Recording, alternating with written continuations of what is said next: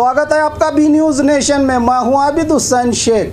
कत्ल की साजिश रचने वाले आरोपी गिरफ्तार। 27 मई को जिले के होनवाड़ गांव में रही कस्तूरी नामी महिला की ओर से टिकोटा पुलिस थाने में शिकायत की गई थी कि अपने पति अंबरना मालगार को कुछ बदमाशों की ओर से गांव के बाहर बसप्पा के खेत के पास पत्थर से कुचलकर जान ली गई है। इस तरह से मृतक की पत्नी ने अपनी शिकायत दर्ज कराई थी। इसी शिकायत के आधार पर एडिशनल एसपी राम अरसदी और डीवाईएसपी लक्ष्मी नारायण के मार्गदर्शन में बीजापुर ग्रामीण सीपीआई एसबी पालभावी, टिकोटा महिला पीएसआई एसके लंगोटी और थाना कर्मचारियों की टीम ने इस गुत्थी को सुलझाते हुए चौंका देने वाली सच्चाई ढूंढ निकाली है। इस हत्या का मास्टरमाइंड मृतक का सगा भाई सदाशिव ने ही इस काम को अंजाम दिया है। साथ में मृतक पत्नी के साथ नाजायज संबंध होने की बात पुलिस कार्रवाई में पता चली है। मृतक का सगा भाई और गांव के एक व्यक्ति ने मिलकर इस हत्या की वारदात को अंजाम दिया है।